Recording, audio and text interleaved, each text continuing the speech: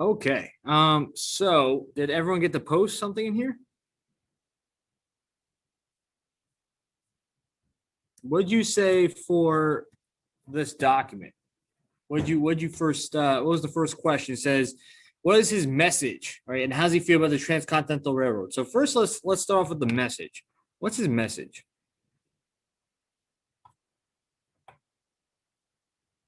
That the railroads are being built on like Native American lands and they don't really, that doesn't seem to bother them. Like these are the lands of their ancestors and they already forced them to relocate here. And now they're just building railroads on top of those lands.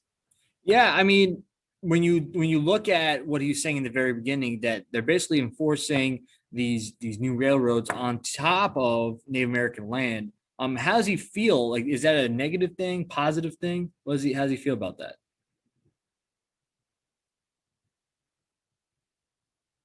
Is he for it? Is he against it? Against it. Yeah, he's definitely against it, right?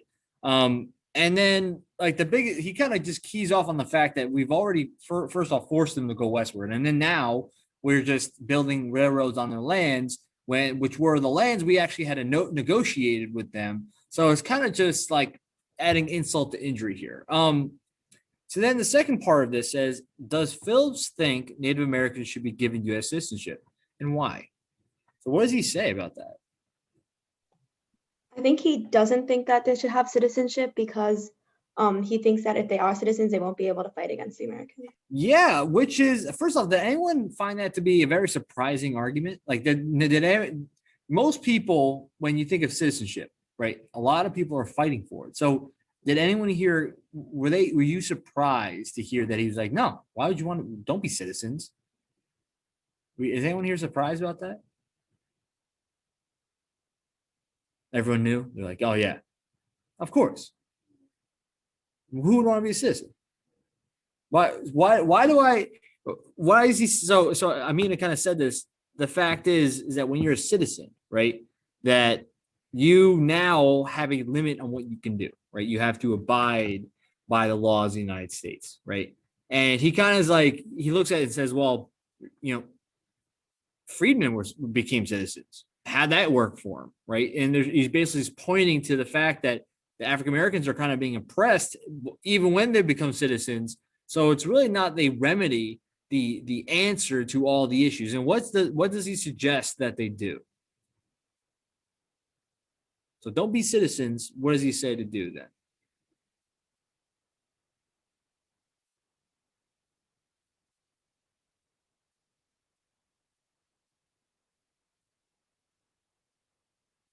Do you see what he says?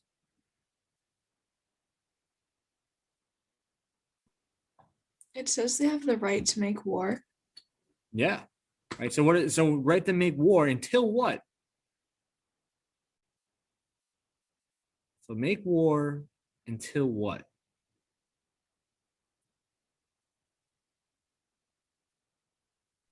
Would it be until like citizenship actually means citizenship and is like equal?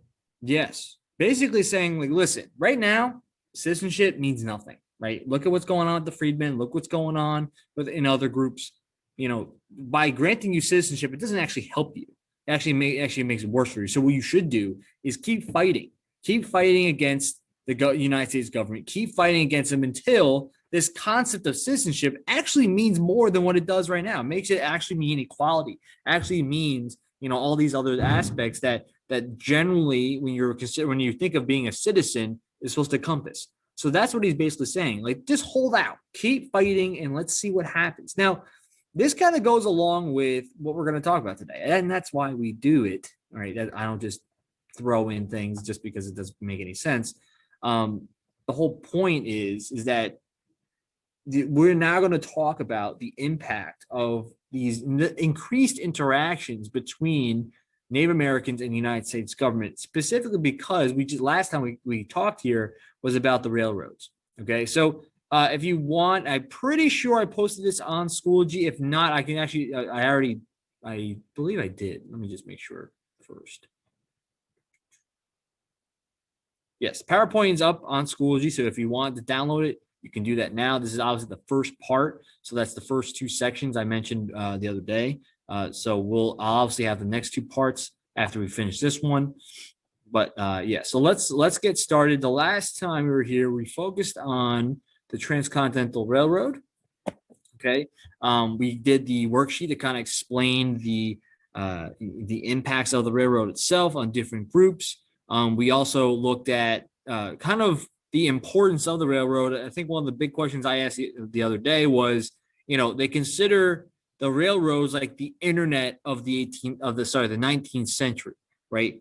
And the reason why that's important is because the internet is something like everybody uses. Everybody is going to use this at some point. And the same thing can be said about the Transcontinental Railroad and its importance, its impact on society. Okay.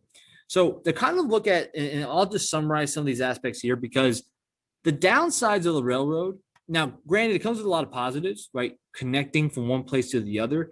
The downside of it is going to be the fact that it's going to become a straight up monopoly, right? And we talked about Vanderbilt controlling all aspects of production and all aspects of competition. And because of this monopoly style of system, basically it's going to put high rates on small time customers.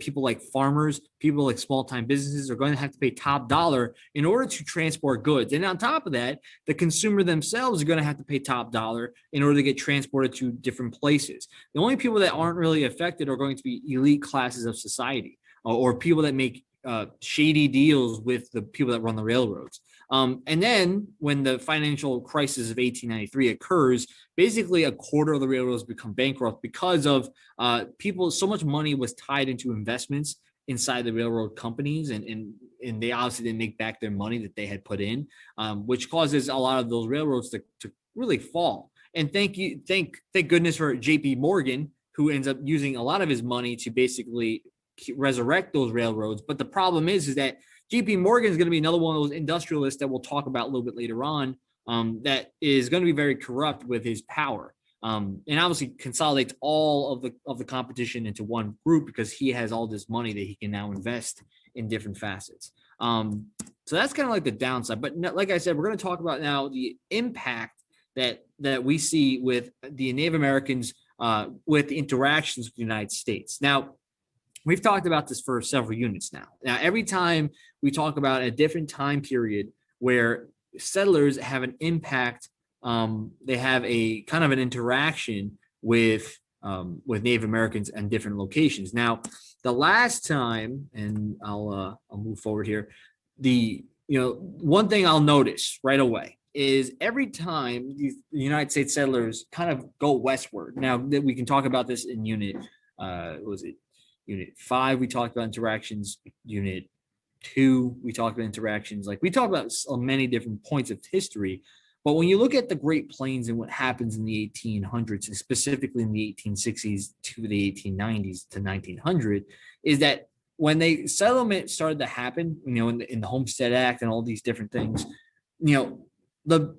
the atmosphere or the environment of that region, the Great Plains, was pretty intact, right? Because there was not a lot of, it was really just Native American tribes that lived out there. But with American settlers going out there, one of the biggest things that you notice is that a deterioration of the environment itself. Specifically, when it comes to, if one perfect example is going to be the bison, right? So at the time of 1860s, they were considered to be 15 million bison, or buffalo, whichever you would like to call them. And they were used for many different things, specifically for the Native American tribes: food, clothing, shelter, and even their weapons. And obviously, as more settlers went westward, the number of bison literally almost became extinct, and the amount of people had killed bison for no other reason. Because, and I think I've gave this example a few times before, there are times in history recorded where basically on the railroad, there would be a game, like a literal game, where settlers would be riding the railroad and have a gun and just shoot random buffalo as they're driving by. Even though they're not going to use it for food, they're not using it for any resources,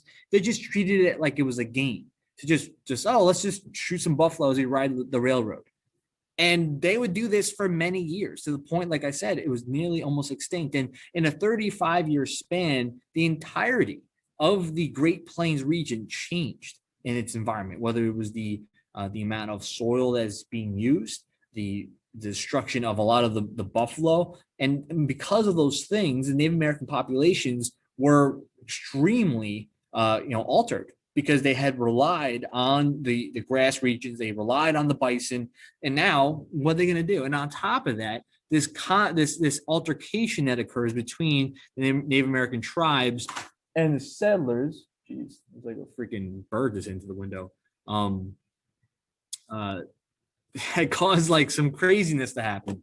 But the last time we talked about the Native Americans was actually with Andrew Jackson. Remember, we kind of give you a previously on American history. Andrew Jackson had did the Indian Removal Act, which had put them into the area of like Oklahoma, right? And they had said land west of the Mississippi would be considered Indian country. But unfortunately, that's just another lie, right? And we talk about in 30 years later, it's going to be a wave of migration. Specifically, it's more not really 30, probably more like 20 years later when, 48, 49 with the gold rush, more people were going across into Western territory. And then with the building of the Transcontinental Railroad means even more people were going. And now this interaction, this conflict starts to happen between American settlers and Native Americans. Now, one of the first conflicts that happens is considered to be the first Sioux War, which happens between obviously United States military and Native American tribes, specifically the Sioux.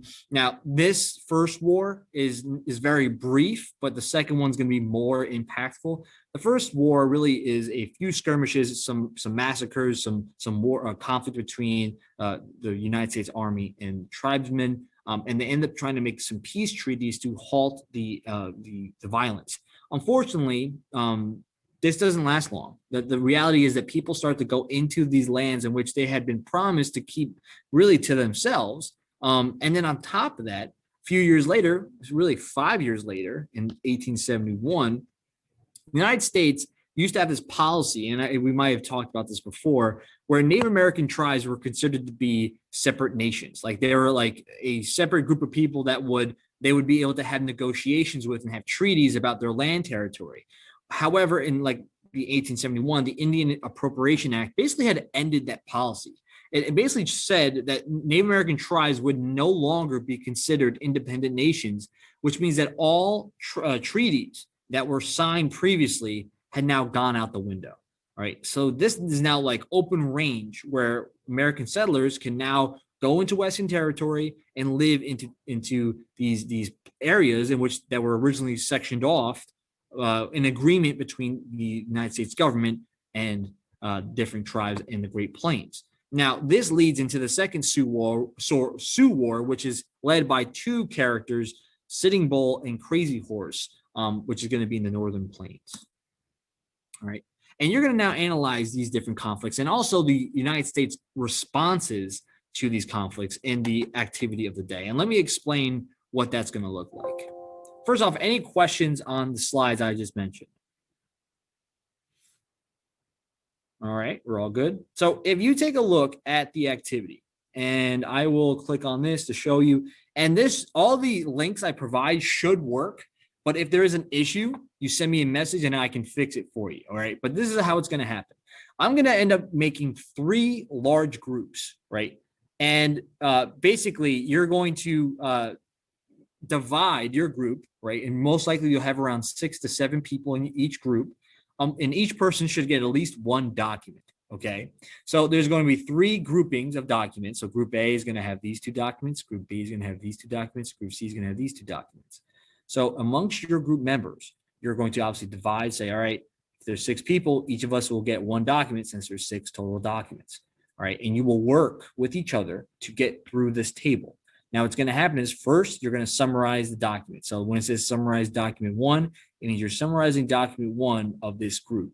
Okay, summarize document 2 of this group, of this one. Okay, and you can say fill out the Native American point of view of both documents. So obviously, you're going to read the document that you're assigned to, that your group members put for you. You're going to say, well, this is the point of view I see from my document. And then when you talk to your other group members, they're going to fill you in on the other points of views, okay? And the same thing you could do for the United States government point of view.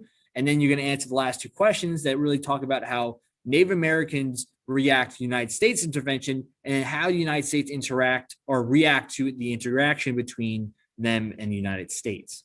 All right. So you're going to be take your time to complete this. Now understand we might run out of time, which is okay. I might end up making this due tomorrow, so you don't have to rush. But work with your group members in order for you to get through this pretty quickly. So I'm going to make breakout rooms right now.